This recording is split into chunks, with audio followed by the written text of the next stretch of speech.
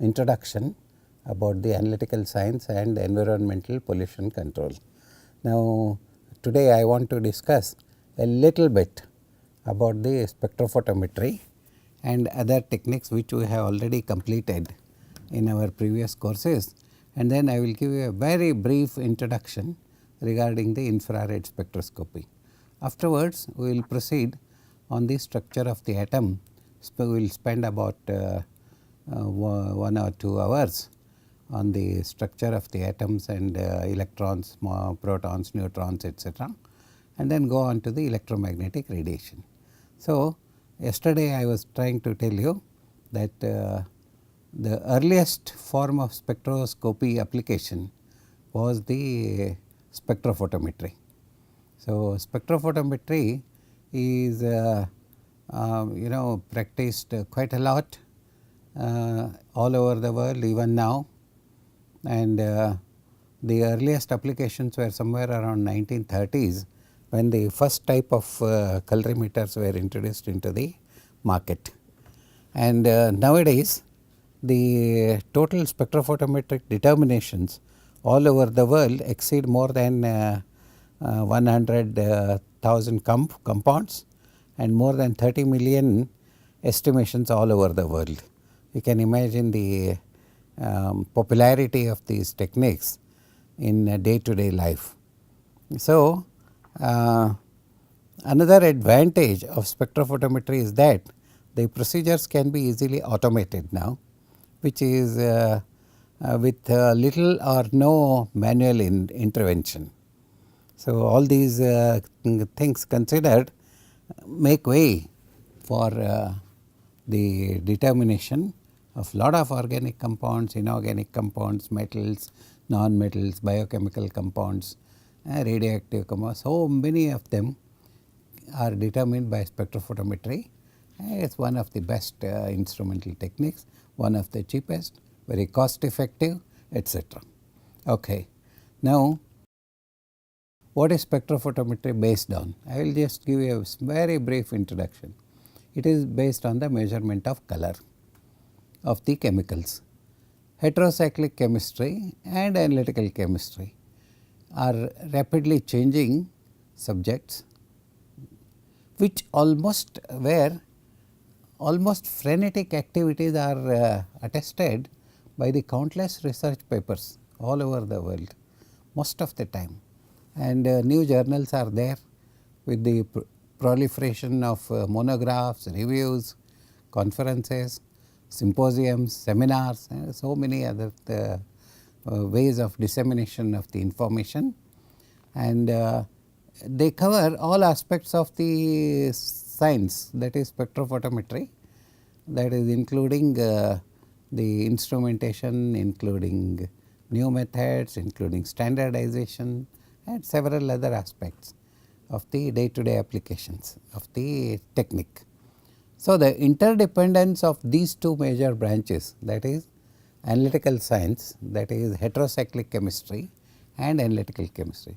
How does it make a difference? Normally, if I have to measure any color as the basis of its identification and quantification, the material should be colored.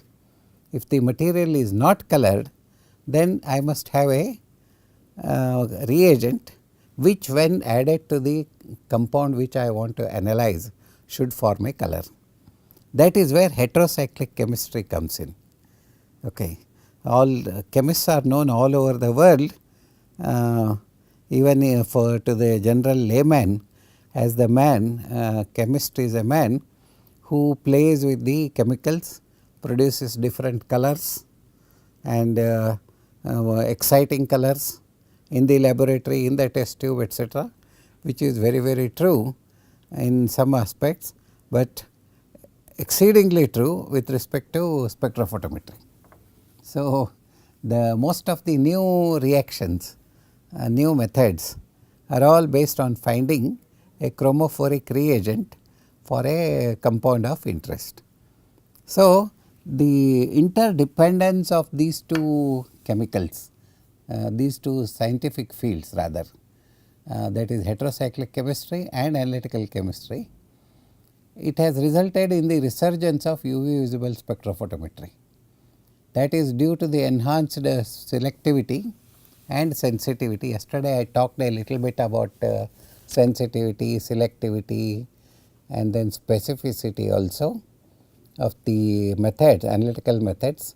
We can make them by choosing appropriate heterocyclics to react with the target species. Consequently, majority of this research has been transferred in the last 2 decades to the field of environmental analytical chemistry, which itself has grown into a big science now. So, environmental analytical chemistry is that field of science wherein a sample collected from a matrix is reacted with the chromophoric reagent to produce a color which is characteristic of the compound, and once the characteristic compound is formed, its molecular spectrum in the UV and visible region provides reasonable identification as well as quantification possibilities for the analysis. Okay. So, while spectrophotometry addresses molecular absorption of the colored compounds, atomic absorption spectrometry has taken over as far as inorganic metallic elements are concerned.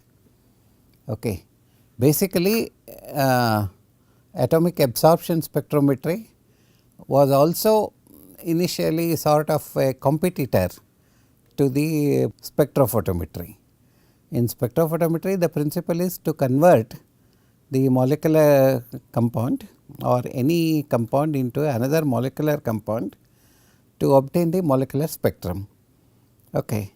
So, in atomic absorption spectrometry, mainly aimed at producing the atoms in the electromagnetic environment. So, the electromagnetic environment was produced by introducing the metal sample into a flame which produced about 2300 degree centigrade, and wherein most of the metals could get converted into their atoms, and these atoms, when they gain these atoms produced in the flame, when they interact with the electromagnetic radiation of specific wavelength, then what happens? The atoms get excited to next higher energy level, and when the atoms come back to the ground state, the absorbed radiation is returned back to the environment, and which is a characteristic of the concentration of the substance. And the theory of atomic absorption, even though it was known since quite long time, somewhere around 1700s by Fraunhofer and several other scientists who measured the spectrum of solar energy and found some dark lines in the solar energy spectrum. At that time it was postulated that the dark lines presently seen in the solar energy spectrum are the absorption lines of the atoms elements present in the solar atmosphere. So, the principle was known about 200 years before, but the technique was brought to the laboratory only somewhere around 1955. That is by a scientist called as Alan Walsh, and he is an Australian scientist. And what he did was, he said to the electromagnetic radiation required for the absorption of the metal should be produced by the same element. Then the resonance between the atoms and the radiation would be absolutely matching and perfect, and then atomic absorption can take place if there is a sample in the form of atoms. So, there were two requirements. One is production of the atoms, that was number 1, in an environment of electromagnetic radiation. Second is absorption of the radiation. So, what he said is, you make the electromagnetic radiation of the atoms by making a lamp of the atom. We all know that tungsten lamps we know. Then if you want to determine copper, use copper lamp, make a filament out of copper and take that radiation through a flame where atoms are being produced. We know how to produce radiation from tungsten. Tungsten lamps are there since 1930s, right, maybe much earlier, since the time of Thomas Alva Edison. Okay.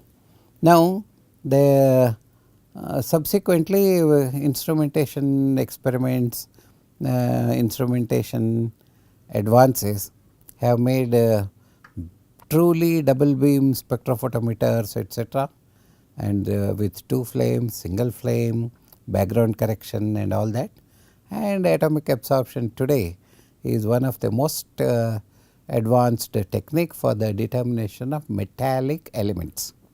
Okay. So, the metallic elements, if you want to determine in the environment, the best thing we know about and is the atomic absorption.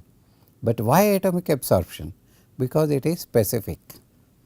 If you have the metal atoms in the sample, if you do atomic absorption, you must get a signal. So, if it is not there, it is not there in the sample. It is pass fail test as well as the quantitation.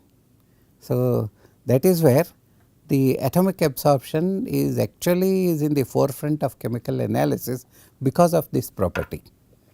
So, the first commercial absorption, atomic absorption appeared somewhere in the 1960s. Nowadays, there are fantastic instruments in the market available and you can also make.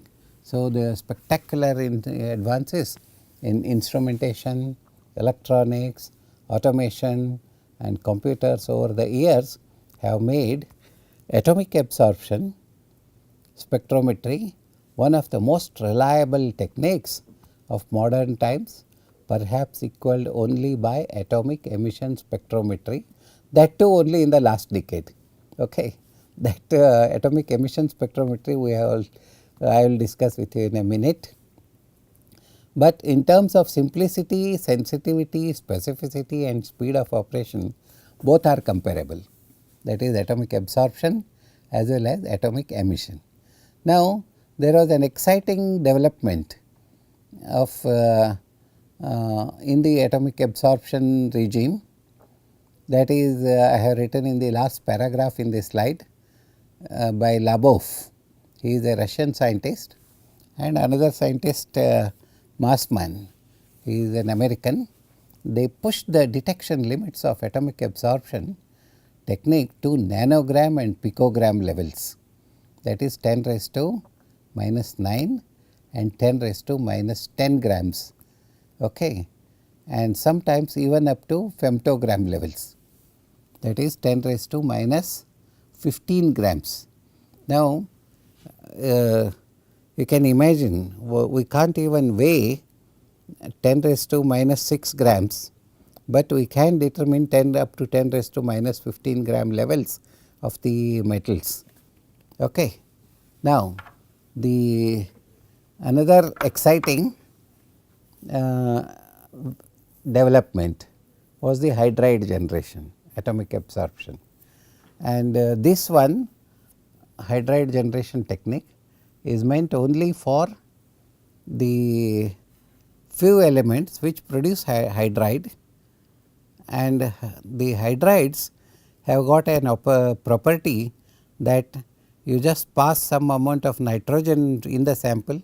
If there is a metal hydride, it will be pushed out of the liquid, and that pushed out liquid can be taken into a flame or something like that, environment of high temperature, where even around 1000 degrees centigrade the hydrides decompose to give you metal and hydrogen. Hydrogen will aid in the maintenance of the temperature of the atomic absorption, and hydride metal can be determined. But this technique is useful only for few elements. Those elements include arsenic, antimony, bismuth, selenium, tellurium, germanium, lead. That is all. Only these 6 or 7 elements are amenable to the determination as hydrides, but the beauty is most of these elements, arsenic, antimony, bismuth, selenium, tellurium, germanium and lead, they are all environmental pollutants, and the laws are very strict, where the determination of these elements is required in not parts per million, but parts per trillion, 10 raised to minus 9 or 10 raised to minus 12 gram levels in the environment. Okay. That is one of the important aspects where atomic absorption meets the legal requirements, or rather the other way around, legal requirements have taken note of the advance of these techniques and pushed the limits of exposure for the man to nanogram and femtogram, not femto yet, and picogram levels, nanogram and picogram levels. Okay. So, that is why atomic absorption, hydride generation is the first choice of analytical chemists throughout the world as far as these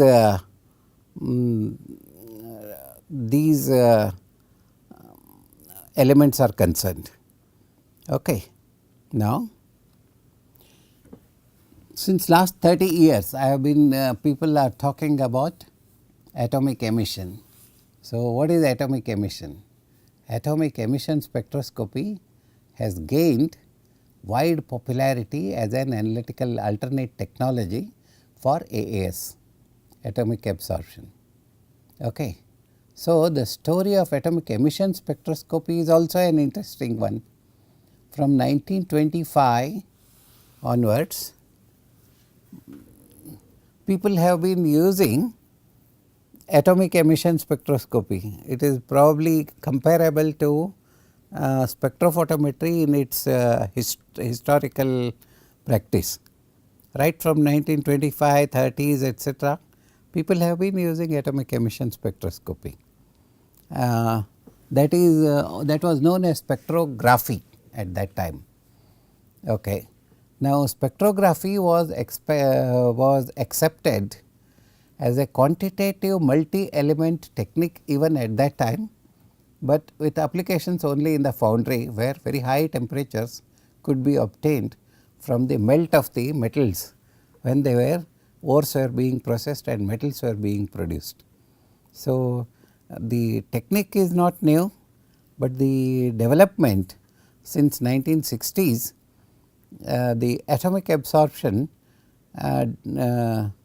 atomic emission declined somewhere around 1955 to 60s, when Alan Walsh developed atomic absorption, because the determination of atomic emission was somewhere around in the percentage level at that time, but atomic absorption pushed the limits to ppm level, microgram level.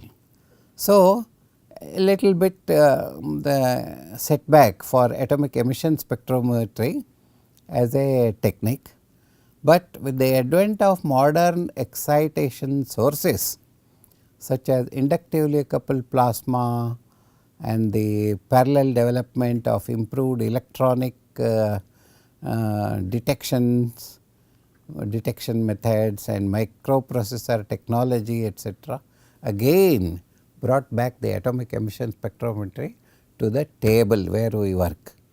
Now, the beauty is the earlier atomic emission spectrometry was restricted only to the foundries, but and that too only the minerals, metals, okay, metals which were being produced as for general use.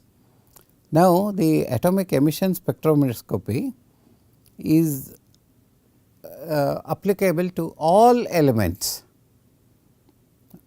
not as a produced metal, but even as a ion. So, the detection limit has been pushed to the equivalence of atomic absorption. That is why today atomic emission spectroscopy is a well established analytical technique that no one involved or interested in chemical analysis can afford to ignore. So, that means if you want to do metal analysis, you have to first compare which one would be best for you, that is atomic absorption or atomic emission, because the sensitivities are comparable, and then techniques are available, instrumentation is available, and the only thing you will have to look for is the speed of operation, complexity of the sample, and application time. Both are equally fast also. There is no specific advantage in terms of time for as far as both these techniques are concerned. Okay. Now, look at the next slide. The idea of atomic emission is very simple. So, when an atomic atom is exposed to high temperature source, energy is transferred to the atom by collisions with energetic particles. This is all very well known, and also the energy is transferred by interaction with the electromagnetic radiation. This point we have been stressing since quite long time, and later on we will spend some more time on this also. So, the excited atom normally decays to a lower energy level with the emission of its own characteristic electromagnetic radiation. This is the principle I am talking about. This whole slide tells you about the principle of atomic emission. So, the measurement of the electromagnetic radiation emitted by the atoms, ions, isotopes, etc. can be accomplished by suitable optics, which also permits concentration determination. Now, the point is atomic absorption can give you only the concentration of the metals as far as the metal is concerned. Here what we are talking, it is the ions, atoms and isotopes also. So, see the advance of the science towards different applications in specific instances. So, the atomic emission has got its own advantages, and it has also got its own disadvantages, which I have already covered in my earlier NPTEL and MOOC courses. Now, I want to talk to you about the organic compounds. So, when the energy of the atomic electromagnetic radiation is not very high, look at this slide now. What I have written here, when the energy of the electromagnetic radiation is not very high, then the atoms are not produced. Then what happens? The electrons are excited, but they cannot escape. That means the atoms are not produced, and the electrons in the molecules only undergo transitions in the vibrational and rotational energy levels. So, that gives rise to disruption in the molecular orientation. So, this you must understand. So, what happens now? The energy is focused on an organic molecule or organic moiety. Now, the energy is not sufficient to excite the electrons. Okay. So, the molecule, instead of becoming it can become like this. The molecule may twist, or the molecule may elongate, or it may bend. So, many other possibilities are there, and these changes occur because of the changes in the vibrational and rotational energy levels. I will explain to you what are these vibrational and rotational energy levels later also, but if you are already familiar, there should not be any confusion of what I am talking about. So, these changes are reflected in the lower regions of electromagnetic radiations such as near infrared, infrared and far infrared regions of the spectrum. So, if you want to take a make sense out of this sentence, you should understand that an electromagnetic radiation is a combination of the radiations of different frequency, different energy. So, that contains cosmic rays, gamma rays and then beta rays, alpha rays, X rays, hard X rays, soft X rays and then ultraviolet, far ultraviolet rays, vacuum ultraviolet, far ultraviolet, ultraviolet, visible region, near far near infrared, far infrared and far infrared, microwaves, radio waves, etc. It is a big combination of all the elements of the electromagnetic radiation. So, these changes, molecular disruptions when exposed to electromagnetic radiation appear in the infrared, far infrared and near infrared regions of the spectrum, which can be very informative about the molecular structure of how they get distorted and what happens when these radiations fall.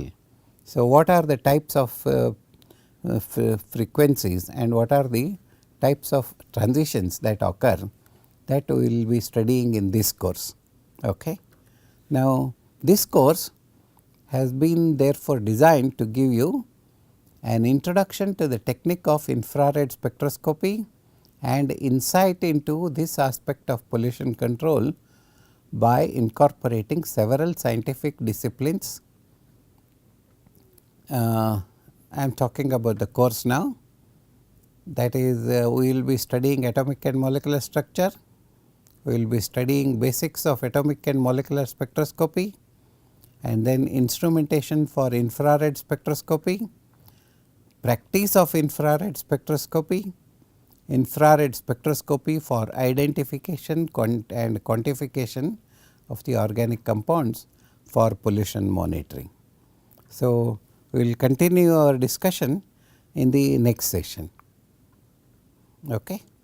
So, our next session will start on the atomic and molecular structure, which may be a little bit of repetition for you if you know the subject, but if you do not know the subject, it will be a revelation to you. Thank you very much.